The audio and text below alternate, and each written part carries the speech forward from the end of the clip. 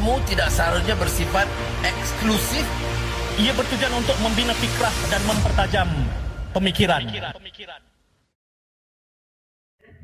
Baik, terima kasih ucapkan kepada penolong-penolong pustakawan, usahawan dan juga warga pustaka sekalian. Alhamdulillah, saya rasa masa macam baru 2 hari lepas jangan lupa Satu bulan depan. Satu bulan depan. Baik.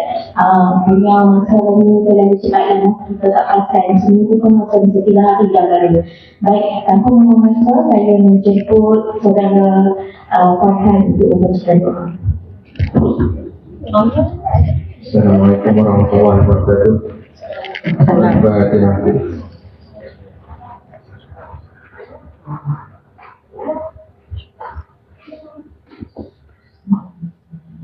Bismillahirrahmanirrahim. Alhamdulillahirabbil alamin. Wassalatu wassalamu ala asyrafil anbiya'i wal mursalin wa ala alihi wa sahbihi ajma'in. Segala puji bagimu ya Allah, Tuhan sekalian alam. Selawat dan salam ke atas junjungan besar Nabi Muhammad SAW, ahli keluarga baginda, para sahabat serta mereka yang mengikuti jejak langkah baginda hingga ke akhir akhirat. Ya Allah, ya Rahman, ya Rahim, kami menadah tangan memohon keberkatan darimu pada hari yang penuh bermakna ini. Engkau himpunkan kami dalam program telaah ini bagi mengambil pengajaran daripada buku yang bakal dibedah berjudul Detik Menunggu Ajaran. Ya Allah, lembutkanlah hati kami agar mudah menerima peringatan. Bukakanlah pintu kefahaman kami supaya setiap ilmu yang dikongsikan menjadi cahaya yang menarik dalam hidup kami. Jadikanlah majlis ini sebagai asbab untuk kami lebih dekat kepadamu dan lebih bersedia menghadapi saat pertemuan denganmu. Ya Allah, kurniakanlah kepada kami hati yang sentiasa sedar akan kematian.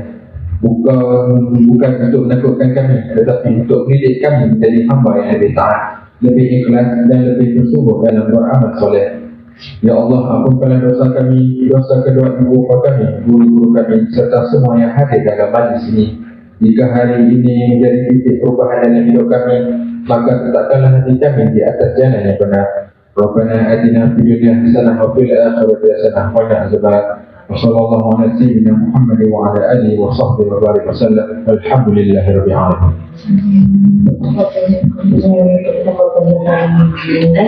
Alhamdulillah, terima kasih saudara Farhan. Baik, tanpa membuang masa, kita nak bersama-sama menghayati perkongsian daripada Hajjah Azizul Ahmad. Apa yang spesialnya beliau akan menyampaikan dan berkongsian bersama beliau tentang buku yang bertajuk Detik Menunggu Ajal. Memang setiap daripada yang itu pasti menghubungi kemudian jadi kita tahu apa yang kita sampaikan beliau dengan itu mungkin semoga silakan. Assalamualaikum warahmatullahi wabarakatuh. Bismillahirrahmanirrahim. Bismillahirrahmanirrahim. Masyaallah, la haula wala quwwata illa billahil aliyyil azim. Alhamdulillah, terima kasih kepada Puan Pengerusi, Puan Puspawani Wan Hanif. Terima kasih kepada Ustaz Farhan kerana membaca doa pada pagi ini. InsyaAllah semoga majlis telaah kita pada pagi ini dirahmati dan diridhai Allah. Sesungguhnya apabila kita buat majlis ilmu, ada malaikat-malaikat yang Allah tugaskan untuk mencari majlis ilmu di seluruh muka bumi ini, dan mereka berkusu-kusu datang. Apabila dalam majlis itu ada sebut nama Allah dan Rasulullah, malaikat akan lebarkan sayap dan merahmati dan memohon doa mengampun kepada semua hadirin yang hadir. Okey, sebelum tu saya mengucapkan terima kasih kepada Puan Wan sebagai pengerusi dan juga yang dihormati kepada semua barisan kepimpinan kanan Perpustakaan Astana Bahia, kepada para pustakawan dan seluruh rakan-rakan seperjuangan saya di Perpustakaan Astana Bahia, dan semuanya kita adalah bakal jenazah yang sedang menunggu giliran untuk dipanggil pulang ke negeri abadi. Okay, insyaAllah saya alhamdulillah telah tibalah giliran saya untuk menjadi penelaah pagi ini bagi program telaah. Okey, saya ingin Alhamdulillah saya dah habis baca 2 kali buku ni. Buku ni bertajuk Detik Menunggu Ajal, ditulis oleh Puan Roza Roslan atau nama sebenarnya Rauzah. Nama penanya Roza. Buku ni saya beli di TikTok pre-order dengan harga RM54.88 pada time tu. Okey, macam mana saya boleh nak beli buku ni? Selepas kematian, sebelum saya cerita dulu lah, buku ni ada 408 muka surat, diterbitkan oleh Galeri Ilmu Sendirian Berhad pada tahun lepas, dan buku ni memang telah dibedah siasat oleh pengarang ni di Pesta Buku Antarabangsa 2025 tahun lepas lah, Puan Roza Roslani. Okey, buku ni bagi saya sangat mengisahkan lah. Buku ni ditujukan khas kepada para isteri di Perpustakaan Istana Bayan ni, dan buat saya bedah buku ni di hadapan tuan-tuan dan perempuan, khususnya kepada isteri-isteri yang sangat mencintai suami masing-masing lah, no? Okey, buku ni Detik Menunggu Ajal ni menceritakan Puan Roza Roslani menemani suami dia sepanjang 60 hari sebelum kematian suami dia di hospital lah. Okey, ni wajah suami dia lah. Okey, sebelum tu izinkan saya POV dulu.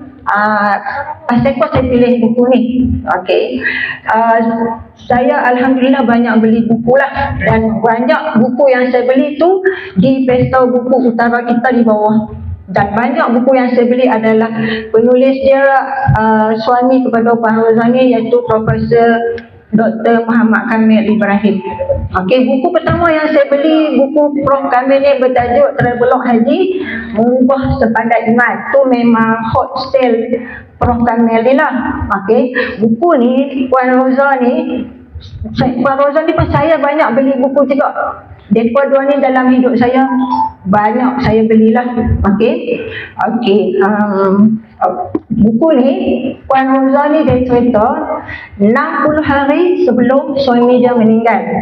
Okey, 60 hari, so dia ada 9 minggu, 60 hari. Okey, bermula dengan Prof Kamil ni, dia seorang profesor accounting. Okey, yang mengajar di UiTM. Lepas 24 tahun dia mengajar di UiTM tu, dia letak jawatan sebab dia nak mengajar di Universiti Taibah di Madinah. So dia servis tak sampai 30 tahun pun, tapi masa servis dia 24 tahun tu dia letak jawatan sebab dia nak hidup di Madinah, Puan. Okey, dia pergi di Universiti Taibah di Madinah dan mengajar dan hidup di Madinah. Rumah dia 8 minit daripada Masjid Nabawi. Rumah kecil dia tu di Jabal Uhud, di Bukit Uhud. Okey, tapi dengan izin Allah 3 tahun saja dia kontrak dia dengan Universiti Taibah. Lepas tu habis dia balik dan dia kerja di Uni KL. Okey, Prof Kamil ni Allah uji dia panggil bencana tubuh lah. Ni saya kata suami dia dulu. Okey, Prof Kamil ni dia insan yang bagi saya soleh, dan Puan Roza ni solehah. Suami isteri ni memang soleh dan solehah. Sebab saya banyak baca buku mereka. So buku mereka ni, mereka cerita tentang dakwah mereka, tentang hidup mereka, tentang anak-anak mereka. Mereka ada 4 orang anak. Anak mereka Sarah, Azrai, Amirul dan Sofia Hak Sulung. Okey, jadi bila saya banyak baca buku mereka ni, jadi hidup mereka dengan saya tu ada dekat lah. So bila Prof Kamil ni, dia Allah uji dia kencing manis, darah tinggi, jantung. Okey, jantung dia tersumbat 4. 100%, 197, 2 lagi tersumbat lah. Okey, bila masa tu dia kencing manis, darah tinggi, lepas tu dia sakit jantung dan dia buat pembedahan bypass lah awal 2024. Okey, bila dia lepas jantung tu, lepas sakit jantung tu dia didiagnose buah pinggang kronik tahap 5. Okey, CKD lah. Kalau bahasa Inggeris CKD, chronic kidney disease tahap 5. Tahap 5 tu habis lah. Okey, dia hidup dia dialisis, dan lepas tu masa dia dialisis tu, kita tengoklah, kalau kita selalu baca Prof ni, dia bagi saya, semua orang peminat dia kata dia insan walk the talk. Dia baca hadis, dia akan ikut sebidit-sebidit sebab dia profesor perakaunan. dia bukan orang ustaz-ustaz, jadi dia jenis baca hadis dia akan buat. Okey, dia buku Travelog Haji tu dia cerita perubahan hidup dia lah lepas dia balik haji. Okey, dia akan kempen lelaki wajib solat berjemaah di masjid. Okey, dia memang akan hidup dia memang akan hidup dia pergi solat di masjid. Bagi dia satu kegagalan kalau orang lelaki tak solat di masjid. Okey, lepas tu pada lepas dia rajin balik masjid tu dia batuk. Dia rajin batuk, lepas tu selalu naik bulan lah. Roza ni selalu teman suami dia ni naik ambulan lah. Lepas tu lepas batuk-batuk tu dia ingat tu sebab sakit jantung. Bila pergi cek-cek, lepas tu dia disahkan kanser paru-paru tahap 4. Okey, buku ni dia start tulis, maksudnya 60 hari sebelum Prof meninggal, dia hidup isteri yang menemani suami dia daripada mula sakit sehingga detik-detik dia menghembuskan nafas dalam pelukan Puan Roza ni. Okay, buku ni kalau kita tengok dia banyak ilustrasi lah, ada banyak gambar, ada warna-warni, dan buku ni bukan sekadar tentang nak mati, dia akan ada banyak maklumat tentang ubat-ubat, ubat-ubatan lah. Kalau macam saya baca tu 3 kali ni boleh orang kata boleh hafal lah kalau doktor sebut ubat tu ubat apa. Okey nah, sana saya kongsi 9 minggu sebelum Prof meninggal tu. Minggu pertama Roza tulis kondo kemuncak. Kalau saya sebut kondo kemuncak tu, kondo kemuncak di Salam Rumah Lipa lah. Okey, ni minggu pertama dia tulis gejala peringkat akhir. Gejala peringkat akhir ni merujuk kepada paru-paru lah. Kita kena ingat Prof ni ada penyakit buah pinggang tahap akhir tingkat 5. Lepas tu cerita ni bermula apabila dia Puan Roza ni rajin teman suaminya dan nak mula detect kanser paru-paru. Okey, minggu kedua dia Puan Roza tulis buku ni secara kronologi tentang persiapan Prof Muhammad Kamil ni nak menghembus nafas akhir lah. Okey, kalau di kalangan perempuan ni ada suami kan, ada kita jaga orang sakit ke, buku ni untuk tuan-tuan dan perempuan. Buku ni merawat jiwa kita. Bagi saya buku ni orang kata apa, mengisahkan lah, kita kena ambil ibrah. Buku ni kalau kat rumah saya letak macam tu. Untuk saya kalau malas ke, saya jaga-jaga pukul 3 pagi malas tahajud kan, saya tengok buku ni saya bersemangat nak buat ibadah kan. Okey, lepas tu minggu pertama, minggu kedua menunggu keputusan, minggu ketiga memilih rawatan di pengakhiran hayat, minggu keempat bersedia melepaskan urusan dunia, minggu kelima menunggu keputusan mutasi paru-paru, minggu keenam urusan yang mahu diselesaikan segera, minggu ketujuh salam perpisahan, minggu ke-8 bersedia menghadapi kematian, dan minggu ke-9, minggu terakhir di hujung-hujung nyawa dia, hari-hari terakhir seorang Muhammad Kamil Ibrahim. Okey, tu kronologi yang Puan Roza tulis detail. Dia tulis detail. Dia tulis pagi, tengah hari, malam. Setiap detik tu dia ada 60 detik, 60 hari suami dia buat persediaan nak meninggal.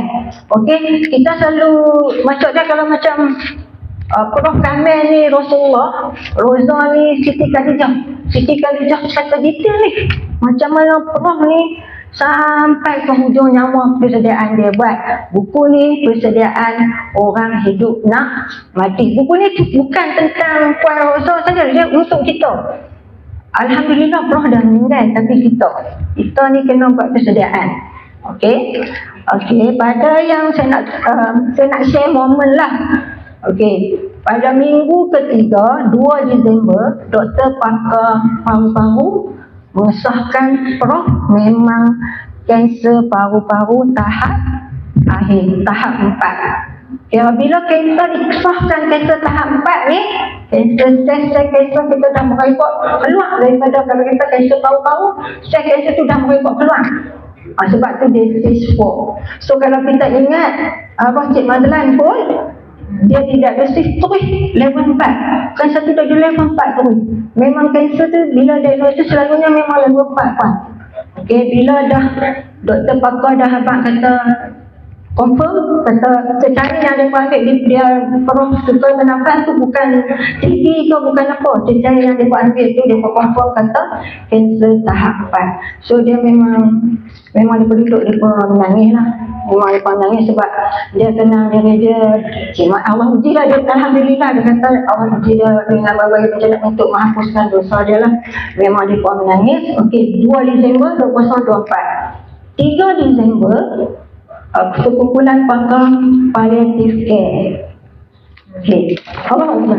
Ni perkataan palliative care ni maksud dia kita sakit tak ada ubat, kita sedang menuju ke garisan penamat. Ni palliative care.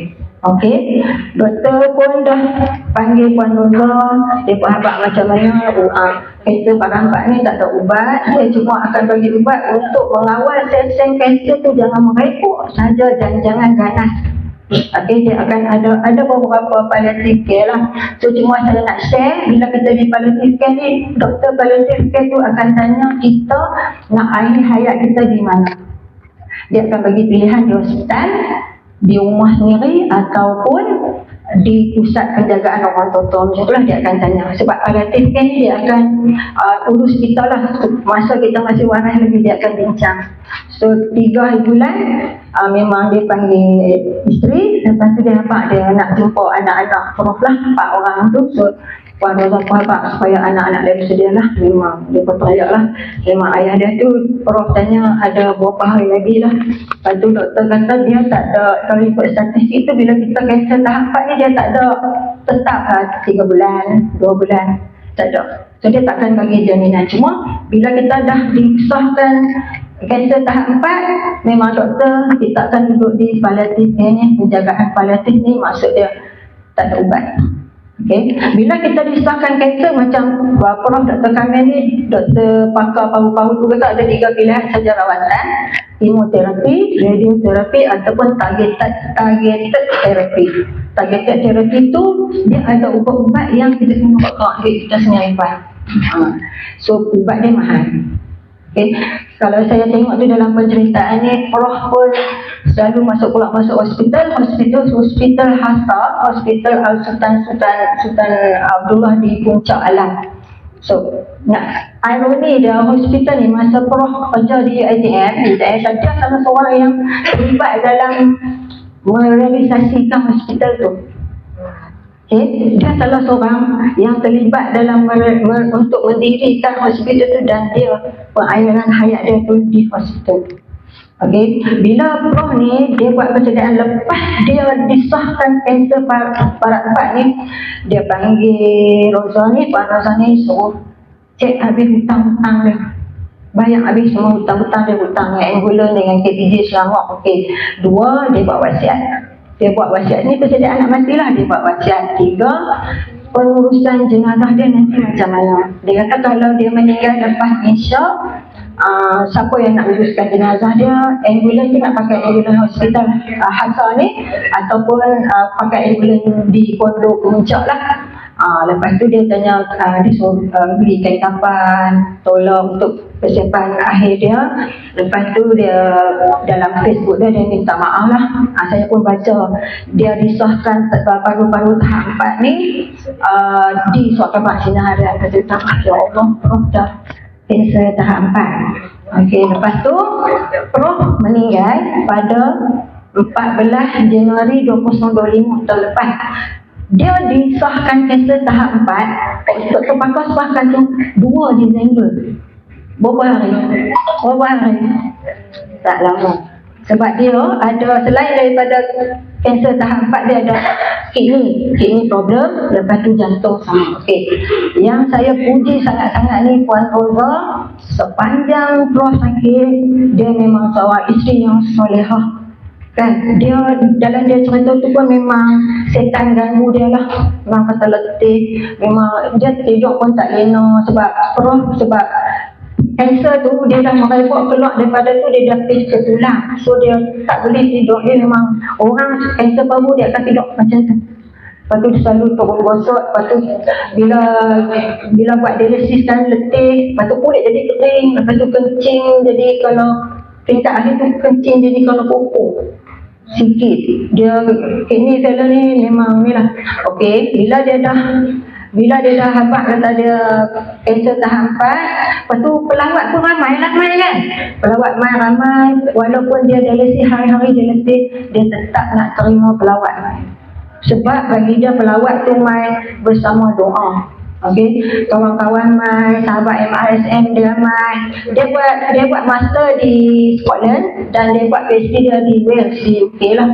So semua kawan-kawan mai lah. So memang beratuk orang nak masuk jumpa dia, tapi dia walaupun dia dialisis, dia letih, dia tetap jumpa tetamu dia. Okey, jadi semakin hari dekat-dekat hujung dia nak meninggal tu, dia pun dah start, tapi hanya orang-orang tertentu sajalah yang dapat mai. Okey, yang saya nak share momen ni, Prof ni dia sepatutnya nak buat umrah dengan bekas travel 30 Januari hingga 18 Februari kan. Memang orang nak main dah lah. Okey, dia nak terbang, dia kan kanser baru-baru pakai apa dipanggil kena oksigen lah. Okey, kita kena bersyukur sebab kita boleh bernafas, tak ada masalah. Tapi untuk orang kanser baru-baru ni dia nak bernafas, dia kena pakai tangki oksigen.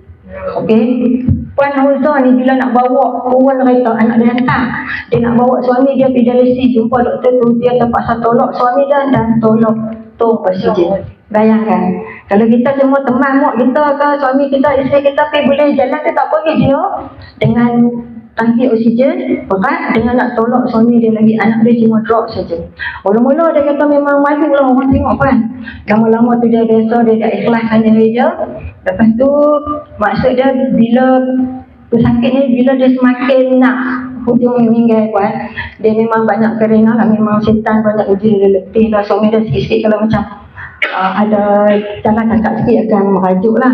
So dia memang orang kata apa, dia memang cekal dan dengan bersama suami dia tak kata apa pun, dia memang alhamdulillah. Lepas tu setakat yang saya kenal mereka ni, mereka memang orang yang bangkit tahajud pukul 3 pagi suami isteri. Apa saja yang mereka nak dalam hidup mereka akan bangkit tahajud. Okey, Prof ni dia jaga solat sehingga hujung nyawa dia. Okay.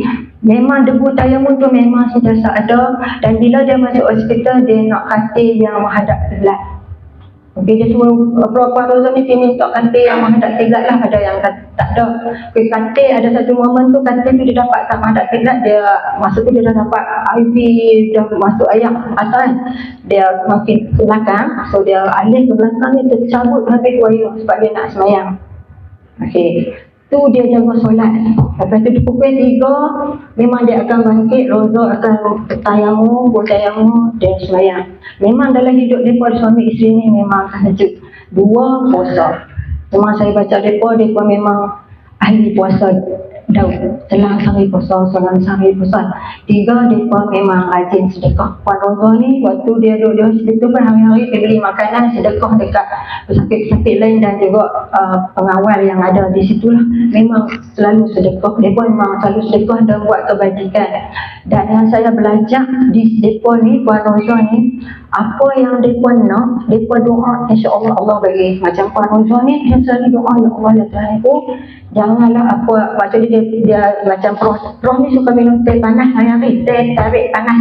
So sepanjang dia doa, ya Allah janganlah waktu dia tinggal Prof Allah ambil nyawa Prof waktu tu lah. So alhamdulillah pada 14 Januari doktor dah habaq apa oksigen dia tu semakin drop. Lepas tu dah memang panggil 13 tu dah panggil semua, 12 dah panggil lah, doktor kata dah boleh panggil lah adik-adik apa semua, anak-anak apa semua. So dia meninggal 14, 13 tu memang dia hadkan untuk dia anak-anak sajalah. Dia dapat bilik single dan katil tu alhamdulillah hadap kiblat. Okay, saya nak share satu lagi yang dia nak pergi umrah tu. Prof ni kalau umrah masa duduk di Madinah, sebulan 2 kali dia pergi umrah. Dia duduk Madinah, dia pergi Mekah, dia pergi umrah. Lepas dia balik pun walaupun dia di dialisis, dia still pergi lagi umrah. Okey, tapi yang dia nak bawa ni memang tak dapat pilih sebab dia nak beli portable oksigen tu, portable tu harga dia tak mampu 15,000. Tapi sebab dia nak pergi juga umrah, dia nak tak mampu. Lepas tu dia apply Profesor tak jawab. Bila 2 hari dia nak meninggal, Profesor Puan Rozah kata permohonan tu telah diluluskan. Satu Puan Rozah kata dah tak payah, memang dia tak apa, tapi dah dia nak share. Dia meninggal 13 tu, dia masa dia pergi rawatan morfin. Dia dalam palliative care ni, dia dah habaq, dia tak mau ditidurkan, dia tak mau morfin, dia tak mau, bila jantung dia dah berhenti, dia tak mau CPR. Okay? Dia tak mau morfin sebab dia tak mau lari dan dia tak mau dia meninggal kat dekat Allah. Okey, maksud dia, yang saya nak share momen ni, saya selalu kempen kan kawan-kawan supaya umrah kan. Okey, doktor dengan Rozah ni, Prof dengan Rozah ni patutnya pergi buat umrah 30 Januari. Lepas tu dia pun tak dapat pergi sebab tak dapat kelulusan. Doktor tak bagi kelulusan untuk fly lah, not fit to fly. Okey, pukul berapa pagi tu, dia bila dah kita selalu ambil duduk, Prof ni di hujung-hujung nyawa dia pun dia buat macam macam dia ambil duduk lah pukul 3 pagi sebab tu aktiviti dia. Okey, lepas tu dia anak-anak dia duduk baca Yasin. Lepas tu ada pukul berapa pagi tu ada cleaning masuk. Lepas tu dia tanya dekat, dia panggil, antara dia pun panggil yang tu anak-anak dia baca Yasin dengan cleaning masuk yang kita jemaah yang nak pergi umrah dengan kita. Lepas tu dia pun ingat siapa suami dia kata macam tu ni 2 hari sebelum meninggal. Lepas tu lama betul dia kata, yang tunggu apa lagi, jomlah kita tawaf. I tak naik pagi, dia kata tu.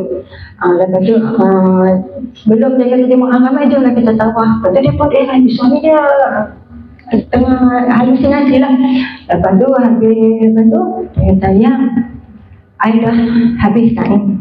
Lepas tu dia pun angkat tangan, Alhamdulillah, Allah bawa dia umrah dalam fikiran. Bila kita sa'i, kita tahalul, kita dapat satu umrah ke satu umrah yang lain pun hapusan dosa. Dia nak pergi umrah dengan bekas travel, dia tak dapat pergi. Kuasa dia sihat, dia pun pergi DIY. Tapi bila dia start dialysis ni, dia terpaksa pergi dengan travel agency lah. Sampai dialysis pun di sana, dia memang pergi buat umrah, dia dialysis pun. Nak cerita yang tu lah. Dalam masa yang 2 hari sebelum Prof meninggal pun, macam yang kita tahu, setan akan ganggu kita. Dr. Rozah contohnya, setan ganggu Prof 2 kali dekat 2 hari sebelum dia meninggal.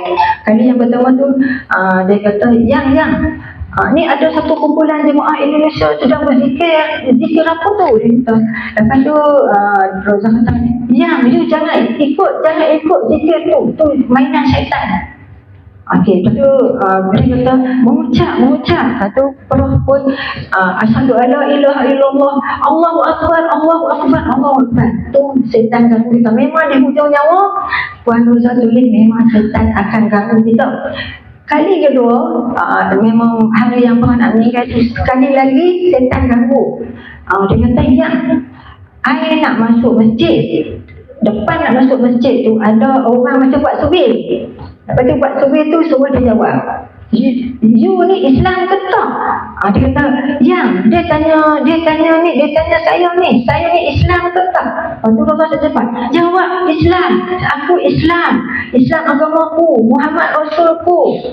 Dia Rozah sobat jawab. Lepas tu dia sebut asyhadu alla ilaha illallah. Maksud dia 2 kali setan akan ganggu kita. Ni Rozah contoh dengan detail.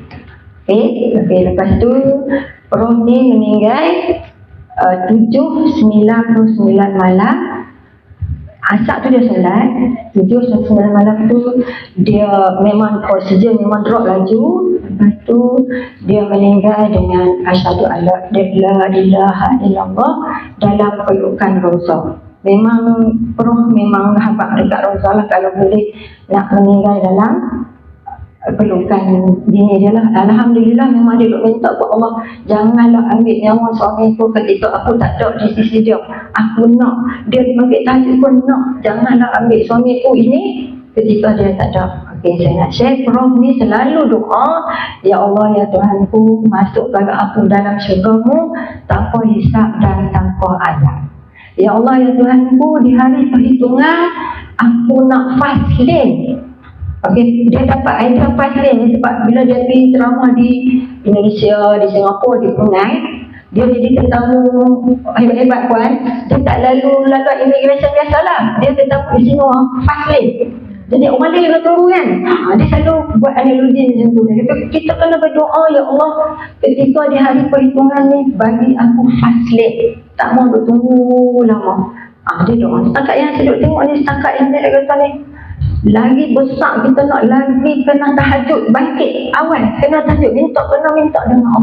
So selalu yang saya tengok dia memang solat berjemaah. Prof ni selalu sedekah. Kalau dia buat meeting, nak masuk waktu solat dia berhenti, mai semua sembahyang berjemaah.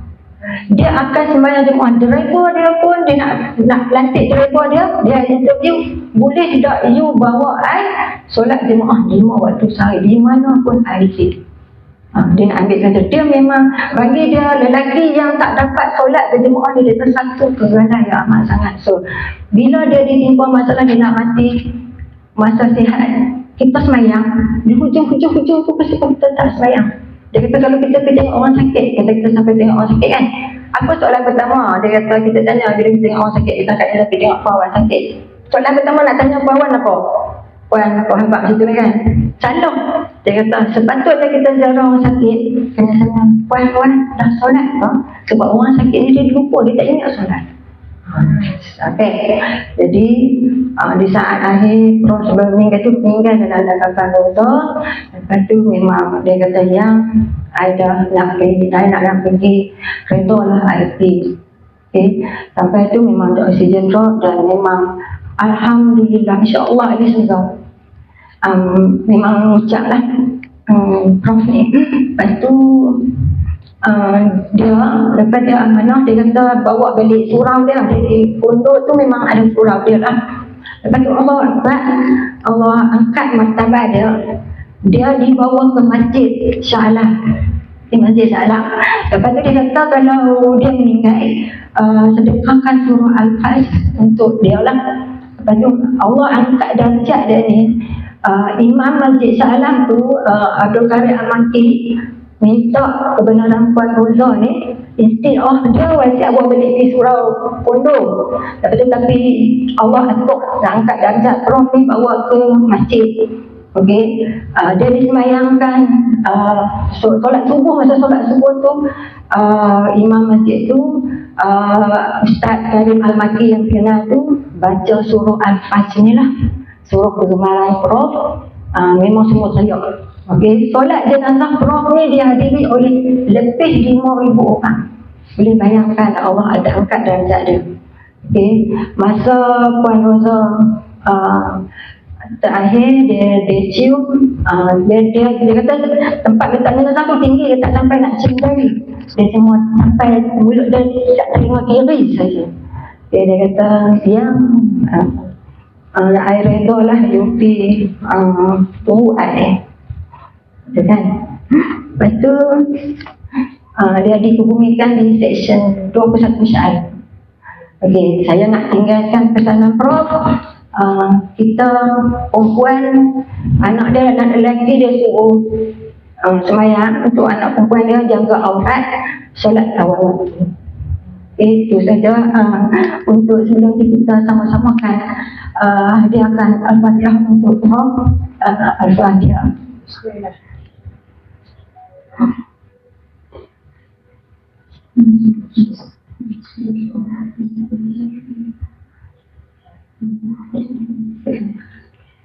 Amin ya rabbal alamin. Saya rasa itu saja perkongsian saja saya pada program dalam pagi ini detik menunggu azan. Saya sincerely hope yang bakat-bakat isteri yang ada depan saya ni belilah buku ni, sebab dia kematian yang menghidupkan jiwa. Okey, segala yang buruk itu datang daripada saya, hamba Allah yang banyak khilaf, dan segala yang baik itu datangnya daripada Allah.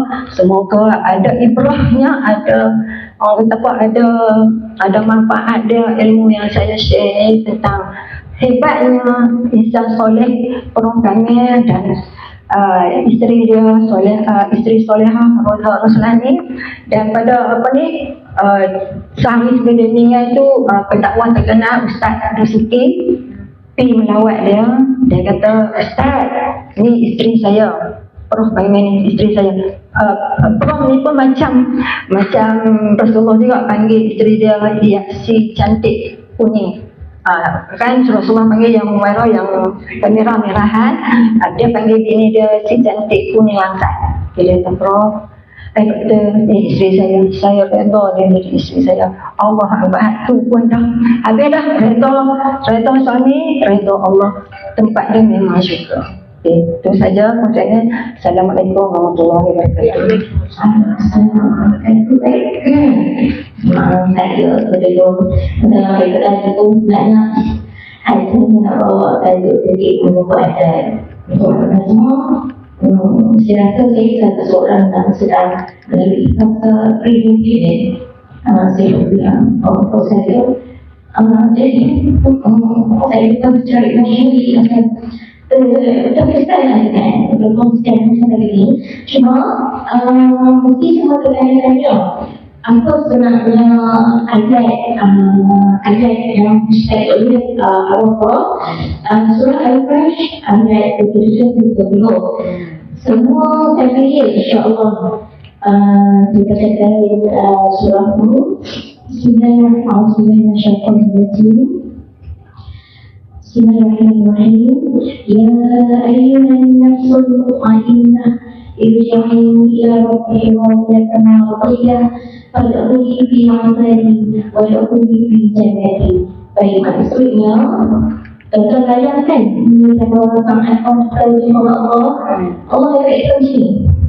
Wahai zirah, kembalilah kepada Tuhan dengan ia puas dan dirasa iman, maka masuklah engkau di dalam kumpulan hamba-hambaku yang berbahagia dan masuklah ke dalam syurga. Ya Allah, kalau jadilah menjaga kita, rasa kita tak kisahlah penghunian kita kalau Allah dah urus sebaik-baiknya dan kita memang balik kalau Allah dalam keadaan sebaik-baik dan satu balik. Itu sebenarnya semua kita destination dan mimpi kita. Dan saya harap lepas tu kalau dulu kita skeptikal, maksudnya tua meninggal sebab sakit, lalu muda Allah sebut dah. Ya, macam saya kadang-kadang lawak lah sama isteri, yang isteri esok meninggal, saya semua Allah bilang tak kita dah, dan kita fikir dan sampai mama sini sebenarnya mama kalau rezeki duduk sebelah dekat situ Allah. Jadi kalau ikutkan pesanan Ustaz ini setengah di luar kan, yang itu dia setengahnya bukan dia sakit kena orang kata wasiat lah. Waktu sihat ni wasiatkan kepada ahli keluarga. Maksudnya yang kita tahu kata kita kat mana, nak ke bumi di mana. Selagi permintaan ibu kita memberikan ahli keluarga. Tadi ibu minta berat-berat nak tanya di kepada sokan yang dekat kalau kita usaha mempercepatkan dan mempermakan. Dan dia hasil berkongsikan tentang mimpi untuk makin hajat tu. Saya pun sebenarnya mengadakan waktu saya menguruskan Allah saya banyak sakit. Beliau memang ini solat jemaah masjid. Kita sembah, okey pengurusan dan solat masjid. Jadi kita sembah lagi. Kadang perempuan banyak yang waktu tu saya duduk di buat untuk stroke. Saya menyaksikan keadaan pesakit. Waktu saya masa itu diri dan di otak diri, so memang di otak saya masih terjaga. Dan masa waktu dulu asalkan mereka insyaAllah okey, kalau tidak tapi sebelah terkelas sekali lagi kaki ini nak tumbuh kaki Kebanyakan guru radio dan guru radio yang sangat kata minimal untuk menguruskan tahan dia tak bisa tu okey kan. Okey bapa, imam cakap kita solat duduk saja. Ya ke? Imam tak kata apa pun. Tapi dia start okey bapa, Allah Akbar. Dia buat solat tu. Kalau nak lihatkan, bukan nak buka baik, tapi kalau lihatkan tu sakit lain, mereka sakit. Dan ada yang tak boleh buat apa lah. Jadi nampak Allah jaga kita. Waktu memang kita ingat dia waktu hidup dan waktu sihat dan waktu senang. Waktu kita dah tak boleh badan kita tak boleh sinkronis dengan otak kita. Allah jaga amalan semalam kita waktu sakit. Aku kerja yang tak ingat apa. Lagi aku tak akan solat. Allah jaga sampai habis. Jadi satu orang kepentingan untuk saya dan semua juga insyaAllah. Dan saya doakan kepada diri sendiri dan juga untuk semua adik dan keluarga besar saya tak tahu lah. Alhamdulillah semua insyaAllah kan. Mudah-mudahan Allah bagi peluang untuk kita dalam Rasulullah dan Allah bagi peluang kepada kita sebelum saat akhir kita ni Allah bagi peluang untuk kita bertawab dan mengamalkan. Bukan semua orang pilih hidup baik sebelumnya. Aku rasakan saya. Dan juga mengucap kalimat la ilaha illallah Muhammadur Rasulullah. Dan satu pasti itu semoga saya dan juga semua ahli dan keluarga besar diberikan pasti untuk menjumpa Rasulullah SAW. Tetapi nanti maksudnya kita tengok orang saya ni ada juga Rasulullah jarang makan merokok dan berapa dan berapa sangat yang Allah bagi rezeki kat kita. Ada juga ni bagi jumpa dalam dalam tubuh muka akhirnya lagi Allah bagi pasti kat kita sebab kenapa kita kena selamatkan tak Rasulullah. Saya dulu pun tidak faham rupanya nanti akan membayar boleh baca saat Rasulullah SAW menghadapi salah penuh. Waktu Nabi menghadapi salah penuh, siapa yang diingat waktu itu? Dia masih ingat dari Allah dia. Saya rezeki diikuti dari kitab Mawaqi' al-Awwaliyah dari Syekh Mawaqi' al-Bantani. Kita di saat menjelang akhir hayatnya Rasulullah tetap berfikir semuanya masih sekali. Bahkan ketika masa dahsyat sekali sampai belum Rasulullah masih sempat berdoa untuk keselamatan umatnya. Ya Allah, dahsyat sekali maupun tipu dan saya semua sisa ini kepadamu. Jangan tipukan kepada umatku. Ini doa Nabi Rasulullah SAW. Saya yang tidak kita. Jadi, harap insyaAllah dengan terus yang diperhajat dan juga sedikit terus yang dipercaya dapat membantu kita sentiasa menggunakan Rasulullah SAW dan juga kenakan dan apa persediaan kita dan apa persediaan kita semasa hidup kepada ahli keluarga Rasulullah. Bila kita nak kaya ahli keluarga pada sisi emosi kita untuk keluar kita tak ada bukan sesuatu yang masuk sakit pun menangkan. Period sangat panjang, jadi banyak persediaan kita untuk kita berikan itu ahli keluarga dan juga berikan untuk diri sendiri, insyaAllah. So, Mahmalam, terima kasih banyak Haja dan terima kasih semua yang hadir pagi ini. InsyaAllah, mudah-mudahan saya dapat sesuatu yang bermanfaat kepada bagi saya dan semuanya kita, insyaAllah. Baik, kita tutup hasil dengan Rasulullah dan Rasulullah. Subhanakallah wa bihamdika asyhadu an la ilaha illa anta astaghfiruka wa atubu ilaik.